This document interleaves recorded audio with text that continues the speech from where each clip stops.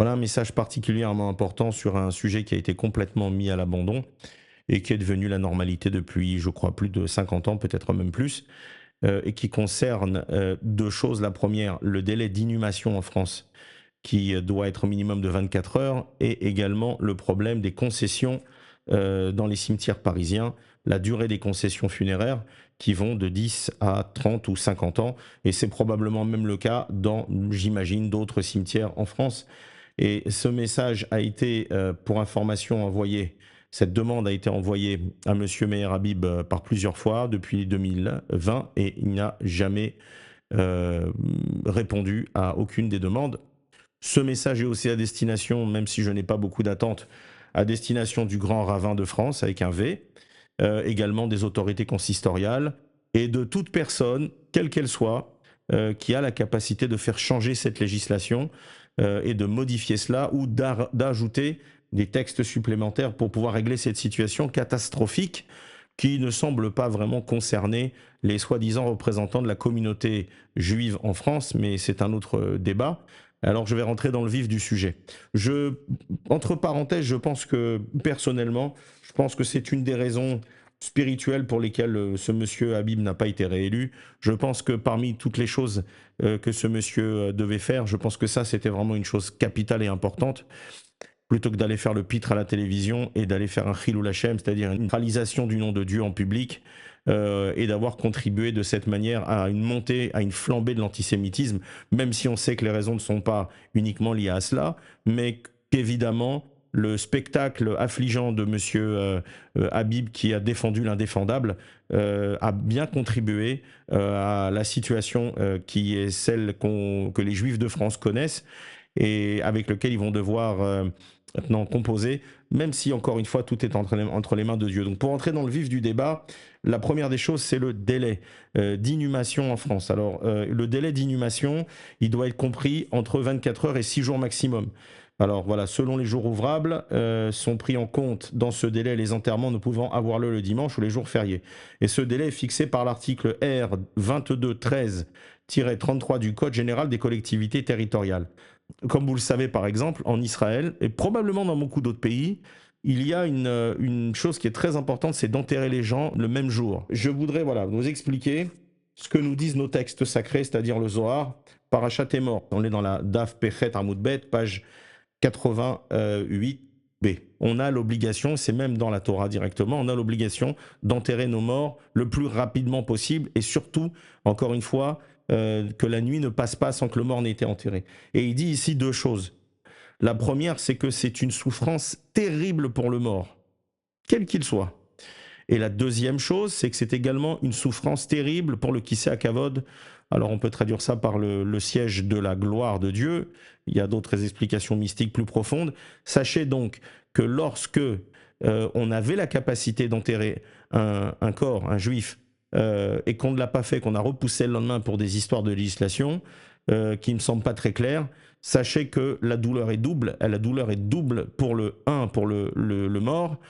Deuxièmement, dans le ciel, où ça crée des choses. Ceux qui comprennent et qui vont voir le Zohar, ils vont lire et vont comprendre la catastrophe que ça cause. Sachez également que ça pose un problème pour la famille qui ne peut pas commencer son deuil et ça repousse les Shivas d'autant. Donc sachez que les conséquences spirituelles sont catastrophiques. Alors vous allez me dire comment se fait-il que les rabbins du consistoire n'en parlent jamais, qu'on n'en parle pas. Si je vous donnais la liste de toutes les choses qui sont faites anti-Torah par la plupart des rabbins, que ce soit en France ou ailleurs, ou en Israël même, vous seriez vraiment surpris. Voilà. Donc, je crois que quand il n'y a pas d'homme, il faut soi-même être l'homme, hein, comme on dit. Comme on dit dans la Torah, donc je vais essayer d'être l'homme et je vais essayer de soulever ce problème-là.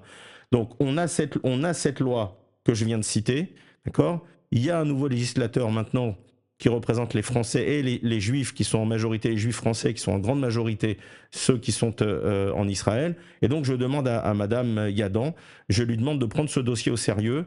Maintenant, s'il y a d'autres législateurs qui m'écoutent et qui, juifs ou pas juifs, et qui veulent prendre sur eux de faire changer cette loi, eh bien, je peux dire que ces gens-là, ils vont ils vont s'acheter pas un pass, mais ils vont s'acheter quelque chose de très très bien dans le monde futur.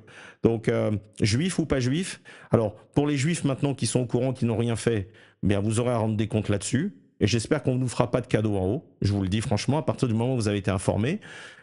Ensuite, à propos des rabbins, c'est carrément un commandement négatif à ne pas transgresser dans la Torah. Donc c'était une des choses du pshat, des choses simples qu'il ne fallait pas négliger. Donc j'aimerais bien qu'on me montre qui a essayé de faire changer cette loi depuis les 40-50 dernières années en France. Voilà. Donc ceux qui n'ont rien fait, ben, ils auront à répondre de la chose. Et ceux qui voudront bien faire quelque chose, juifs ou non juifs, sans être un mystique, je peux vous dire que vous aurez une grande récompense dans le monde futur. Voilà. C'est-à-dire quand au moment où on quitte ce monde, quand vous aussi vous aurez à connaître ce moment-là où on passe d'un monde à un autre. Donc ça, c'est une première des choses. Donc prenez ça très, très au sérieux. On ne doit plus avoir de corps non enterrés en France, et notamment dans la communauté juive. Et je pense que c'est bon pour tout le monde. Ça doit être fait le plus rapidement possible et dans la journée. Ça doit être fait dans la journée. Voilà. Ou même le soir. Et en tout cas, en ce qui concerne la communauté juive, qu'ils s'organisent à ce moment-là avec, parce qu'on va me parler du problème des pompes funèbres, on va toujours me trouver des situations et des problèmes. Sachez que tout est possible et sachez qu'il est possible d'organiser des unités particulières qui prendraient en charge les inhumations de corps de gens de la communauté juive, même si c'est en dehors des horaires. En matière de politique, tout est possible à partir du moment où on a des choses à demander.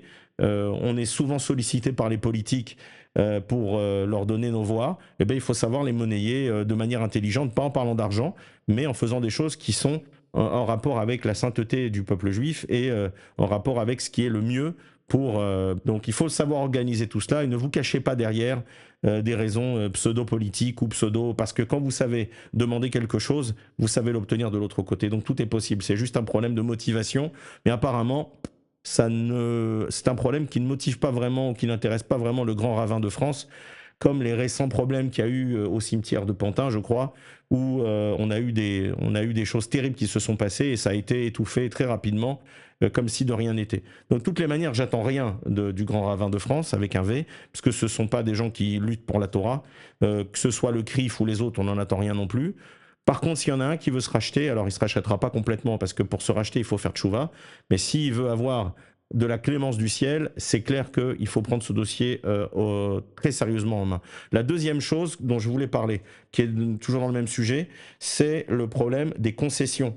Donc, je ne comprends pas comment les gens du CRIF, d'accord, que je ne défends pas du tout, sachez-le, je n'ai aucune amitié pour ces gens-là, ils ne représentent qu'eux-mêmes.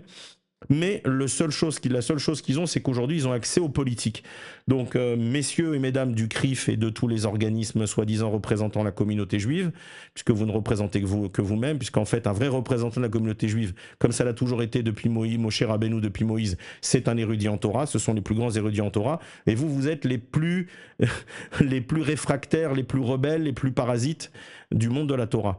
Donc normalement, vous ne représentez certainement pas les juifs français, ni les juifs là où ils se trouvent dans le monde, mais à part représenter vous-même vos propres intérêts, ça va s'arrêter là. Mais je vous tends la main, je vous donne l'occasion de faire quelque chose de bien de votre vie, puisque je pense qu'au niveau religieux, il n'y a pas eu grand-chose de réalisé, hein, pour pas dire le contraire.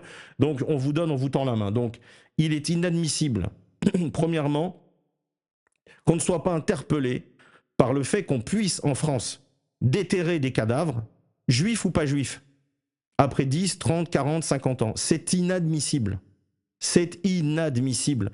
Un peuple qui n'a pas de respect pour ses morts n'aura aucune clémence du ciel. Quand les gens montent, je peux vous garantir que la situation pour elle va être à la hauteur du manque d'égard qu'ils ont eu pour les morts. Ça, je vous le certifie. Donc, sachez que la première des questions, c'est comment se fait-il qu'on ait laissé faire tout cela, avec tous les dîners du CRIF, toutes les réunions à l'Élysée, tous les contacts, que ça ne choque personne, qu'on puisse, au bout de 10, 20, 30, en fonction de ce qu'on paye, qu'on puisse déterrer des morts. Mais dans quelle société sommes-nous? Et on va nous parler de démocratie et de défendre ci ou cela, mais dans quelle société sommes-nous où on peut déterrer des morts? Alors j'en appelle, ça c'est un message global, j'en appelle aux législateurs français, j'en appelle en plus aux gens qui sont, entre guillemets, les responsables juifs, il faut dire ça entre guillemets, les responsables juifs communautaires, on va dire, bon, de faire en urgence votre travail pour que cela soit interdit pour les juifs et pour les non-juifs. On n'a pas à déterrer des morts. Voilà. Alors j'espère que ce message sera entendu, j'espère que vous prendrez les choses au sérieux, et j'espère qu'enfin, finalement, hein, les gens qui supposément se battent contre l'antisémitisme du matin au soir sur des motifs fallacieux et faux, parce que l'antisémitisme est né des fautes du peuple juif et ne naît pas de ceux qui nous détestent. Ceux qui nous détestent n'ont le droit de nous frapper que parce qu'on fait des fautes. Donc là, c'est encore un problème qu'il faut retourner, que j'ai probablement déjà expliqué ou j'expliquerai dans une autre intervention. Mais que tous ces gens qui s'autoproclament représentants de la communauté juive, finalement, ils fassent au moins une chose de bien dans leur vie. Ou deux, d'interdire qu'on déterre des morts et qu'on puisse les enterrer le même jour ou voire la nuit, mais qu'une nuit ne passe pas sur le cadavre. Merci à tous pour votre écoute.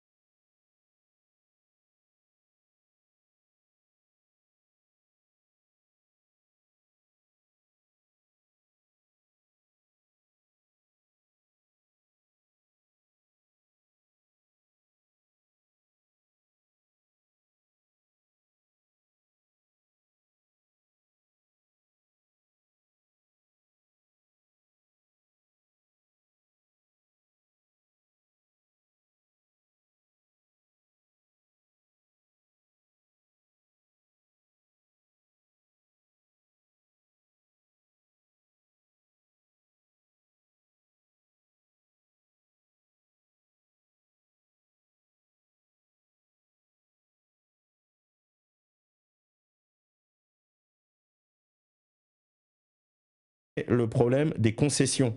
Donc, je ne comprends pas comment les gens du CRIF, d'accord, que je ne défends pas du tout, sachez-le, je n'ai aucune amitié pour ces gens-là, ils ne représentent qu'eux-mêmes, Mais la seule chose qu'ils ont, c'est qu'aujourd'hui, ils ont accès aux politiques.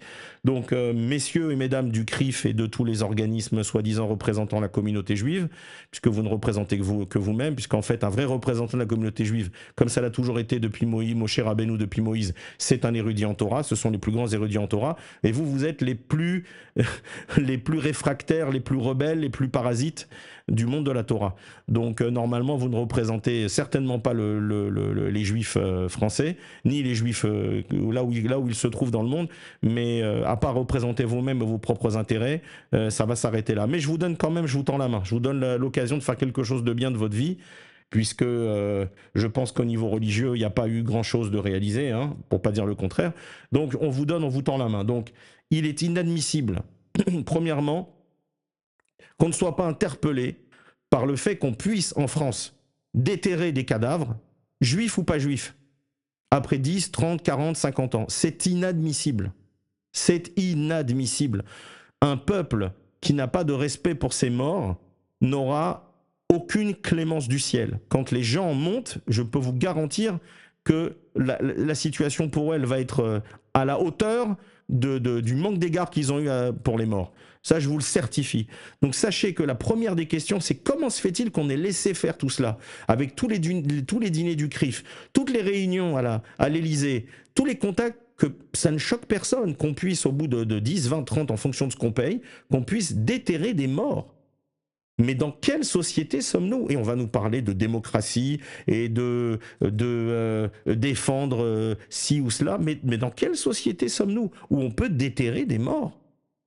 Alors j'en appelle, ça c'est un message global, j'en appelle aux législateurs français, j'en appelle en plus aux gens qui sont, entre guillemets, les responsables juifs, il faut dire ça entre guillemets, les responsables juifs communautaires, on va dire, bon, de faire en urgence votre travail pour que cela soit interdit pour les juifs et pour les non-juifs. On n'a pas à déterrer des morts. Voilà. Alors j'espère que ce message sera entendu, j'espère que vous prendrez les choses au sérieux, et j'espère qu'enfin, finalement, hein, les gens qui supposément se battent contre l'antisémitisme du matin au soir sur des motifs fallacieux et faux, parce que l'antisémitisme est né des fautes du peuple juif et ne naît pas de ceux qui nous détestent. Ceux qui nous détestent n'ont le droit de nous frapper que parce qu'on fait des fautes. Donc là, c'est encore un problème qu'il faut retourner, que j'ai probablement déjà expliqué ou j'expliquerai dans une autre intervention. Mais que tous ces gens qui s'autoproclament représentants de la communauté juive, finalement, ils fassent au moins une chose de bien dans leur vie. Ou deux, d'interdire qu'on déterre des morts et qu'on puisse les enterrer le même jour ou voire la nuit, mais qu'une nuit ne passe pas sur le cadavre. Merci à tous pour votre écoute.